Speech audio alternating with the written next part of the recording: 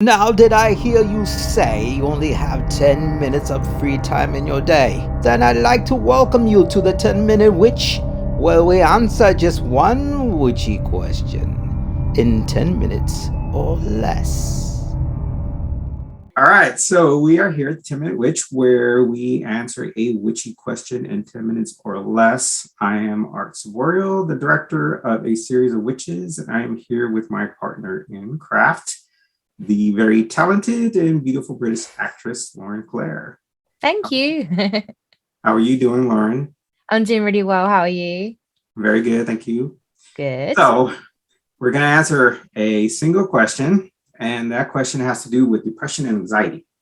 And what I want to know, and probably what the viewer want to know as well, is why do people come to a spiritual path or witchcraft to help them with their depression and anxiety, and they possibly seem to have more success with that kind of path in life than with organized religion or with more of a, I don't know, I guess a more meditative kind of approach to it, where it's just very passive, right? To where witchcraft and spirituality is a little bit more hands-on, getting into your solution of why you have your anxiety and your depression. So, Okay. would you like to go first? Yes.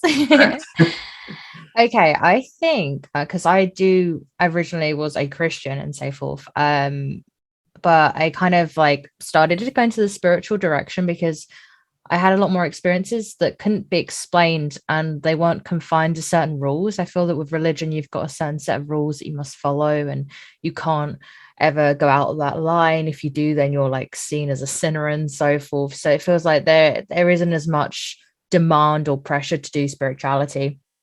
And there's a lot of things that, for instance, I have certain abilities where I can read empathy from people. Well, I have empathy abilities, which isn't really explained too much in religion, in a sense that you can all have those abilities, but that's never really touched upon and so forth.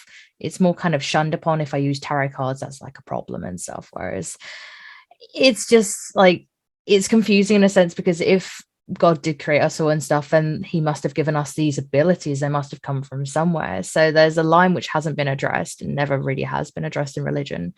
More kind of you're a devil worshiper, you're a sinner, kind of that approach to it, instead of kind of uplifting approach, well, maybe we will have these gifts and so forth. So that's why I've kind of leaned more in spirituality through depression, anxiety, because it's something I can actively do as well. I can actively meditate. I can actively read people and get those results in a sense.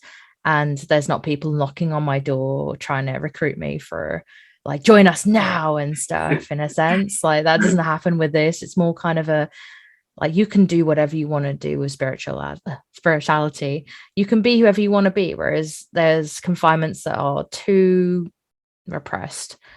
So yeah.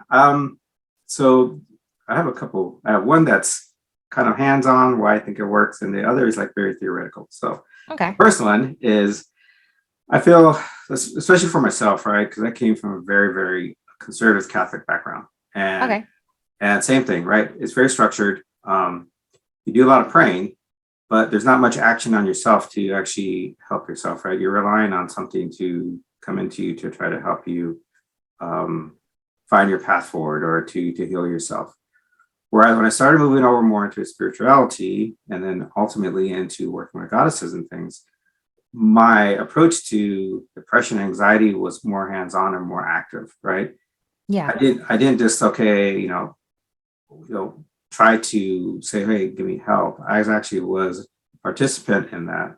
I was doing, working with crystals. I was actually, doing things where I was actually talking to goddesses and interacting with them and those type of things. And that really kind of just changed my life drastically.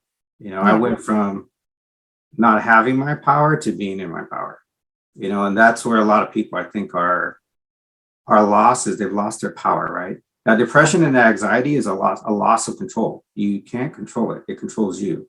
Mm-hmm. So it's basically, you kind of lost your own power, and you gain that back by being an active participant in that, in the craft that you're working with or in the spiritual path that you're walking. Even in meditation is cool, but meditation still didn't help me. I was meditating, but I'd be, I feel great for 20 minutes and boom, right back into that. Straight back into it and so forth. Yeah. Yeah. The theoretical, here's a theoretical one that I have. This might sound kind of crazy, but okay. So let's say, you have millions of people, right, in organized religion, and they pray to basically almost one God, and many pray to Jesus, right? And so with any type of energy, and even person, right, there's always so many people and so much energy can be given at one time. So you're having millions and millions of people praying for help, right? Yeah. It could be that you get put into a queue, and maybe 15 years from now or 20 years from now, all of a sudden you feel better. And so you'll meet people where they have like these really like bad anxieties or depression, and you ask them, how you doing? Oh, I'm pretty good. I'm like, well, what'd you do to help yourself? And they'll be like, nothing. It just kind of went away. And I'm wondering, 15 years from now, Jesus says, all right, this guy's on the list. I better help him. I better help him from back here. Yeah. And then 15 years later, you're good. Yeah. Whereas with the goddess, they're ready to go because not many people interact with them or are afraid to work with them, right? Yeah. They're like open to working with you like now. So it's like, yeah, let's do it. Let's start working on it. And so that's my theoretical idea of why. It makes sense and stuff. but yeah, I think being an active participant is huge, right? Yeah. And your own healing and getting your own power back, and driving yourself forward in life. I mean, I've been, I don't know. I think you and I have been interacting for like how many years? I think over 2 years now. Yeah, about 2.5 years, maybe. Yeah. Yeah. So, I mean, both you and I have grown quite a bit. I mean, we've gone from, being just kind of working on small things to like working on like bigger projects, right? And it's only going to get bigger. So I think a lot of that has to do with just kind of our paths of what we're doing and our being active participate in that. Yeah, exactly. And kind of a like manifestation in a sense as well. Like that's normally, is it looked upon much in religion, manifestation of your own kind of success? Is that looked upon at all? Yeah. So manifestation is part of that as well, right? Because when you're in your power, you can pretty much manifest anything you want. It's not like, I'm going to manifest a car and it shows up outside, but it's like that active path to get into where you want to go. It manifests the steps that could maybe get you that car and so forth. Yeah. Right. So there's that extra kind of freedom. So I think once, as you said, like depression is like, that's when you're no longer the driver. You've got someone else driving the car that's not you. And in religion, you're kind of like just praying to somebody to give you your control back. Whereas, as you said, with manifestation on the other path, it's literally like grabbing that wheel and saying, no, I'm going to start doing this. So it's kind of like allowing you to vanquish the depression as much as you can and stuff, or at least keep it quiet for a few hours. Yeah, definitely. No, there's going to be times where, you actually need help, right? Yeah. You might need medication and stuff like that. And there is nothing wrong with medication at all. Medication is great, especially if it can help you get to where you want to be in life. I've also, done the medication route, and it's helped quite a bit, because when you're in that situation and you have to be in a work environment or something like that, you don't have time to meditate, right? Like hold the meeting a second. Meditate. Meditate. Well, hold it a moment. Right. So so there's of course good and bad medication, right? Mm-hmm. Too much medication is not good because you become a zombie. And it also, I found that it really tampers with your abilities and also your ability to deal with grief or anything. It's like putting in some situations it's like getting a bandage and just putting it on your problems and like, I'll take care of those later, but a lot of people don't. Mm-hmm. So when they come off, then it's suddenly everything comes back 100 times more than it would have in the first place, and just kind of like working on that situation. And like it feels like spiritually as well. Spiritually yourself is like, right, you need to grow now. You've taken off the bat. Right, let's go. You're like, I'm not ready. Yeah, Yeah. exactly. Yeah, it's like a rush. It's a river of emotions and a lot of Yeah. stuff that you haven't addressed. And Mm. so, it can get worse.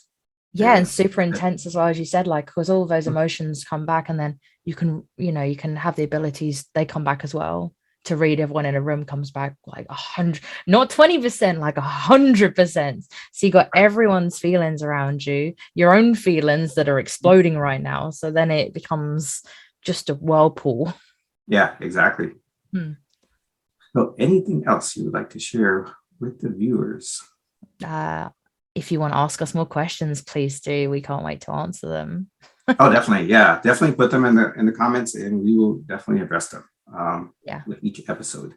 So thanks, Lauren, for joining me. I hope Thank you. you were able to help some people a little bit. And we will be back next week.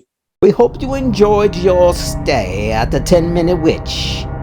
Please send us your questions so that we may answer them in an upcoming episode.